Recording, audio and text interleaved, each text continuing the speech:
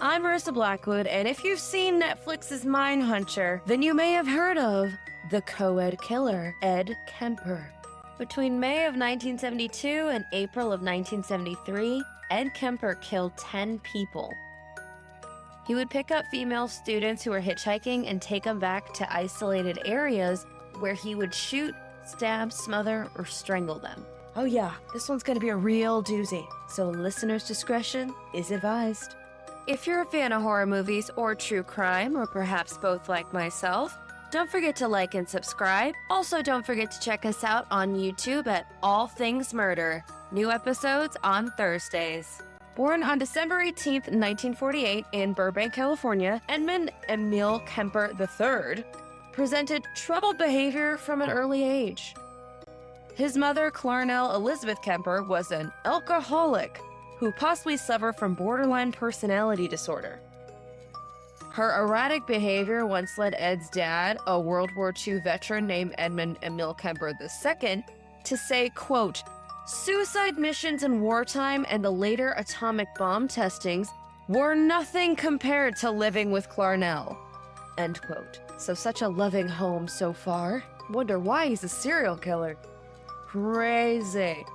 She regularly berated Kemper's father for his menial job as an electrician. She said, wow, you're an electrician? Wow. Do better. Like, hey, still making money, lady. His mother refused to coddle her son for she feared it would turn him gay. Because that's how it happens.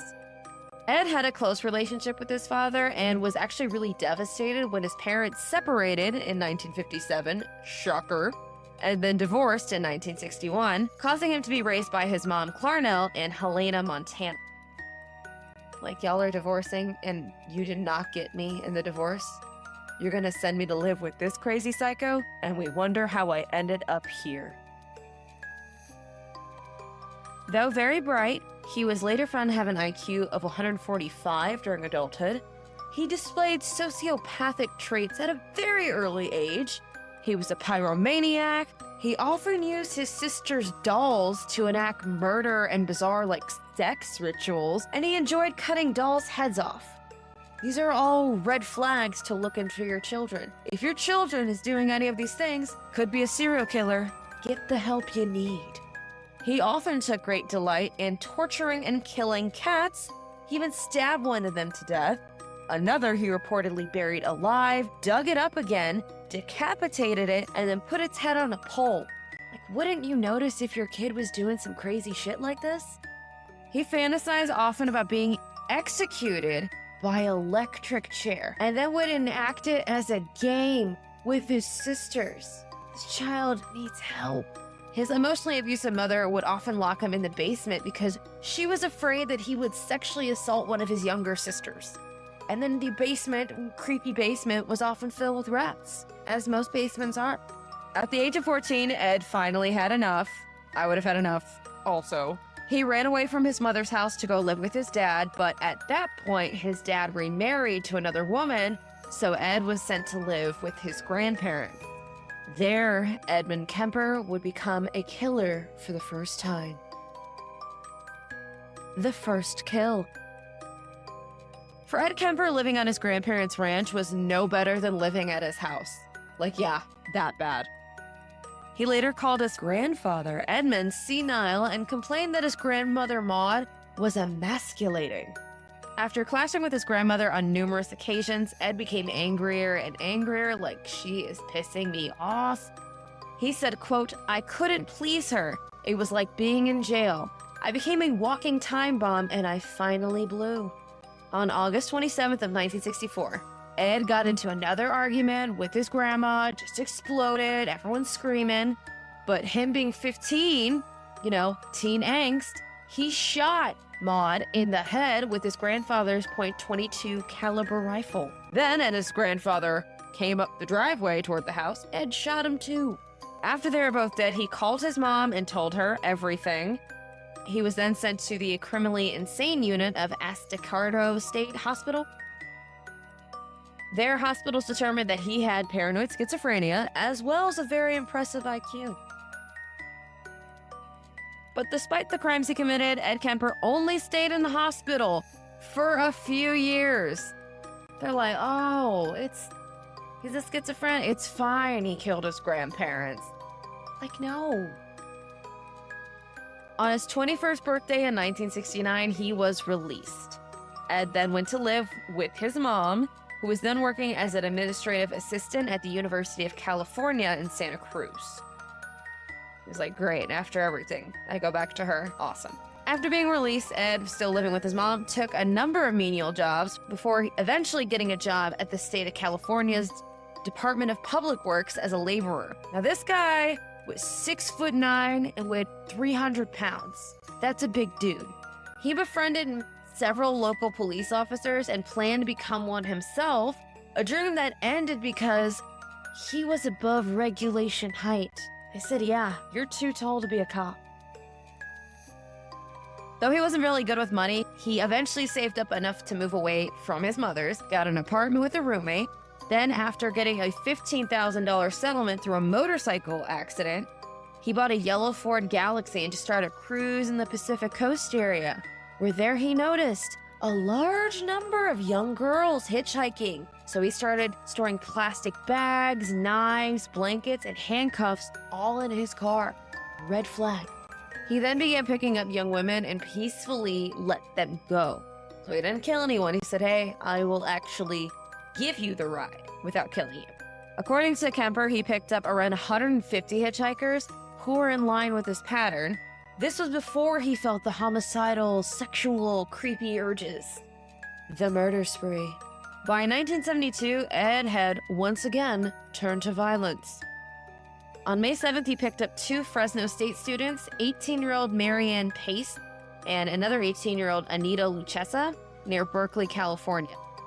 Ed brought the girls to a nearby wooden area, intending to sexually assault them, but he panicked and he stabbed and choked the two women to death. He then stuffed them into his trunk and drove to his house in Alameda. On the way, a cop did stop him for a broken taillight, but did not search the car. If he had, he would have found the bodies of Ed Kemper's victims inside. Creepy dude late at night. Check the car, people. Once he got home, Ed then sexually assaulted the bodies. He then dismembered them, placed the body parts into plastic bags, and then disposed of them.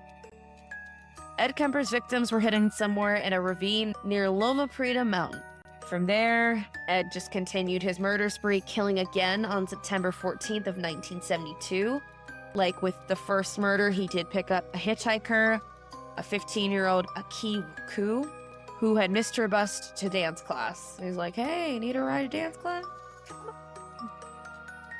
During this encounter, Ed accidentally locked himself out of his car, yet was able to persuade this girl to let him back inside. He then choked her unconscious, sexually assaulted her, and killed her. After stuffing her body in the trunk, Ed recalled looking down at his latest kill with pride. He said that he, quote, admired his catch like a fisherman. Ed soon began to risk getting caught just for an additional thrill. He just said, screw it. I just want to play with this. He hung out at a bar called the Jury Room, ironic, which was popular with police officers. There he made friends with the local cops who would call him Big Ed. Ed enjoyed being so close to the people that were trying to catch him. He's like, hear about these serial killings? Tell me, friends. Don't look here, we're buddies.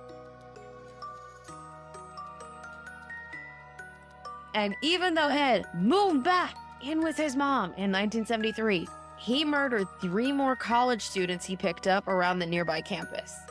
He even buried a severed head from one victim in his mom's garden and left it facing towards her bedroom. Gross. According to him, he did this because his mother always wanted people to look up to her. I don't think that's what she meant.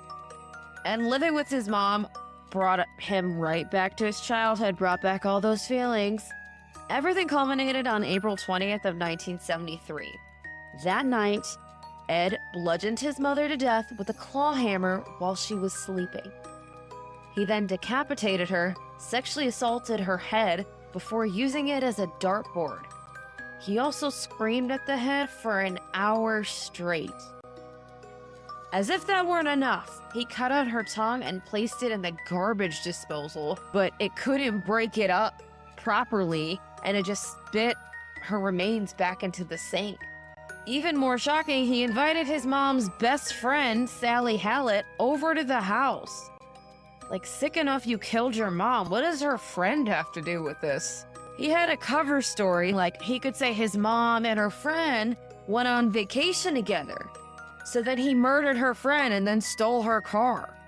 He then drove to Colorado, certain that he would see the 2 murders on the news, like, come on, I did that. Show me how good I am and creepy I am, news people. But after not hearing anything for a while, he ended up just calling the police himself from a phone booth and confessed to everything. Like, you guys took too long. Here I am. At first, the police didn't want to believe that Big Ed could be the killer. No way. Big Ed? That guy's awesome. No, he's not. But Kemper soon began to describe things that only the Co-Ed Killer could know. When asked why he stopped killing and why did you turn yourself in, he said, quote, "It wasn't serving any physical or real or emotional purpose. It was just a pure waste of time. Emotionally, I couldn't handle it much longer." He went on, quote, "Toward the end there, I started feeling the folly of the whole damn thing. And at the point of near exhaustion, near a collapse, I just said to hell with it and called it all off." Ed Kemper was arrested and later convicted of 8 counts of first-degree murder. He attempted suicide twice and even requested the death penalty, but was ultimately given 7 concurrent life sentences instead. They said, "Oh no, no death for you. You will need to suffer in jail." Ed Kemper was in prison at the California Medical Facility along other notorious criminals like Charles Manson and Herbert Mullen.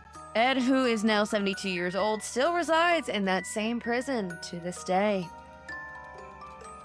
During his early years behind bars, he willingly participated in a number of interviews with reporters and law enforcement officials. Before long, he was even meeting with the FBI to discuss his crimes and why he committed them. As he was shown in season 1 of Netflix's crime show Mindhunter, his testimony about his state of mind during his interviews was integral to law enforcement's understanding of how serial killers operate. Like, why are you doing this messed up stuff, sir? In recent years, the Co-Ed Killer has now this reputation of being a model prisoner.